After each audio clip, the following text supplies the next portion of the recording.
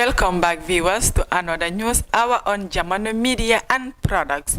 We first begin with our headlines. National Assembly accepts petition to investigate Gambia Port Authority's corruption allegations. Government spokesperson gets additional portfolio and Sankanu appointed deputy government spokesperson. Man stabbed to death in Kolole. Kanifing Municipal Council and Banjul City Council ought to provide minibus. Those were the headlines. We now have the news in detail.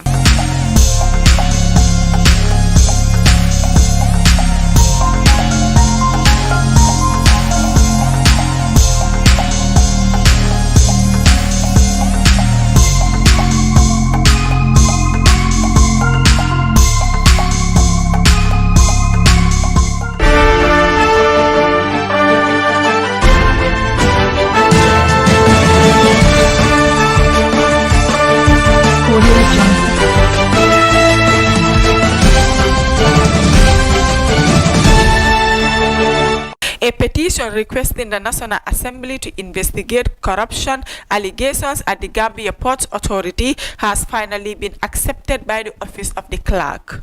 The petition draws attention to corruption and bribery allegations by some staff of the Gambia Ports Authority rating unit. They are accused of issuing fake receipts, undercutting fees, soliciting bribes and other acts which allow them to make $4 million every week between 2020 to 2022. A petition to investigate the matter was first sent to Parliament by What's on Gambia, a popular online media, but their request was rejected by the Office of the Clerk for failing to meet the admissibility criteria. However, two Gambians, Mohammed El Dabo and Tijan Ba, then took up the matter and pushed for the petition to be returned to the National Assembly last week. Mohammed and Tijan want the clerk to take their concern seriously, refer to matter of the Public Petition Committee to investigate the allegations, as well as compel the Gambia Ports Authority management to share with the public the report of its internal investigations on the matter. According to them, corruption is deeply embedded and institutionalized in the public sector, reflecting an increased struggling economy, a broken healthcare and poor educational system.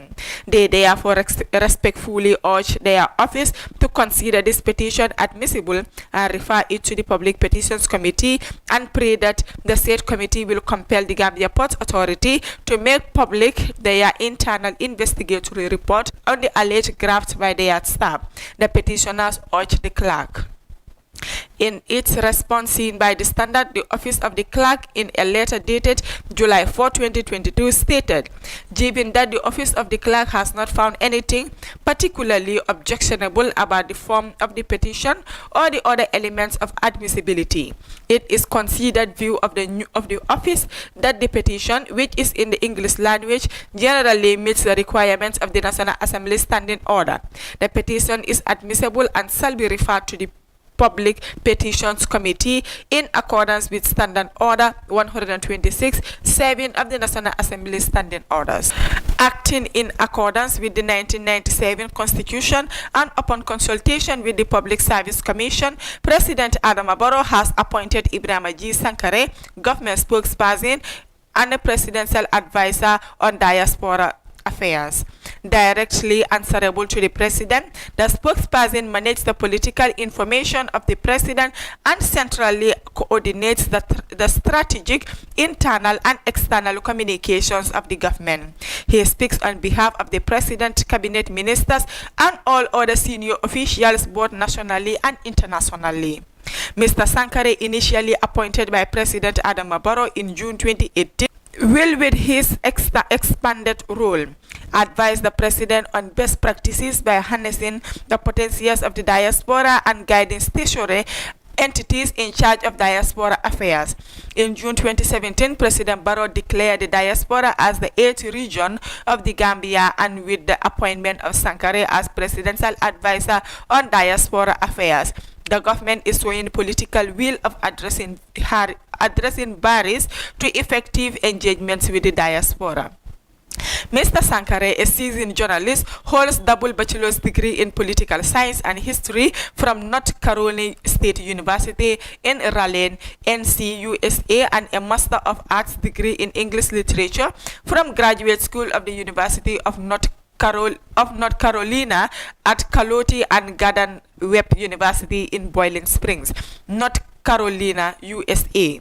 He proceeded to the University of Birmingham at Edgbaston, United Kingdom, for his PhD duties in African Studies with specialization in literature. He had either graduated with a teacher's diploma in English and history from the Gambia College and Bristol University, United Kingdom. Meanwhile, Prince Boubacar Aminata Sankano, a principal information officer, has been appointed deputy government spokesman. Sankano is a veteran journalist with over 30 years of professional experience working for various national and international media outlets, notably The Point newspaper, the Gambia Radio and Television Services, Voice of America, BBC Focus on Africa, and Germany's radio Deutsche Welle.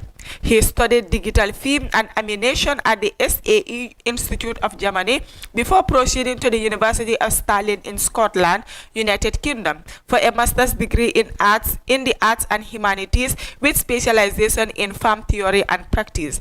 Sankano is currently studying law at the Faculty of Law of the University of the Gambia. One Modondao has been charged with murder on Saturday of Wana Hamidu Ba at Kololi.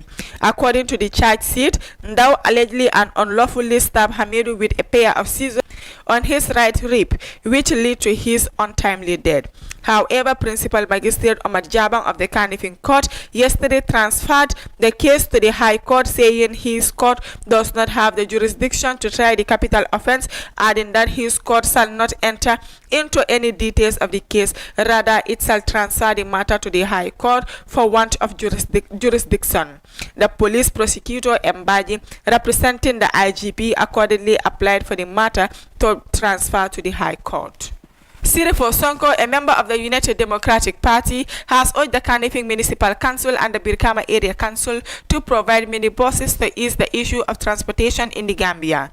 Speaking to The Voice exclusively, Mr. Sonko said he believed they should try to put to key investors who will have trust in them and give them buses. If Birkama Area Council is able to procure at least 15 buses, Kanifing Municipality also to procure 15 buses. These buses will be rotating all over the country, so people will not be standing on the highways and drivers will not charge people double fares, adding that all these things need to be regulated by the government.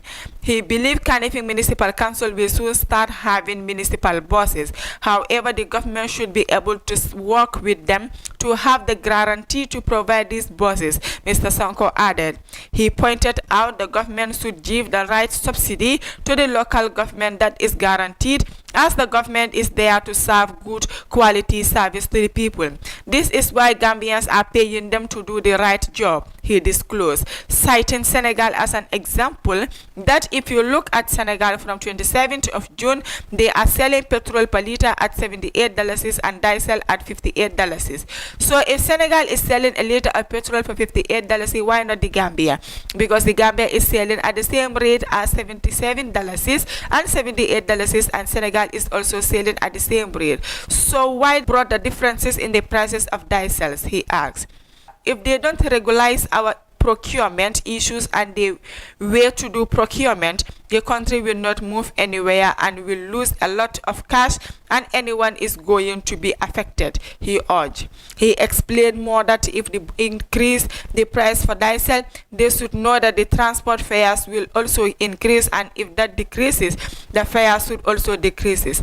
Noted that this is completely different in the Gambia. If the price goes down, transport fares never get down. They have to be like other parts of the world. If fuel price goes up, fares goes up. If price gets down, fares gets down too. This is something he believes if the government is ready, they can eradicate it, it said. Those were the stories for our today's newscast. But before we take a leave, let's take a recap on our top stories. National Assembly accepts petition to investigate Gambia Port Authority's corruption allegations. Government spokesperson gets additional portfolio and Sankanu appointed deputy government spokesperson. Man stabbed to death in Kolole. Kanifing Municipal Council and Banjul City Council ought to provide minibus. Those were the stories for our today's news bulletin.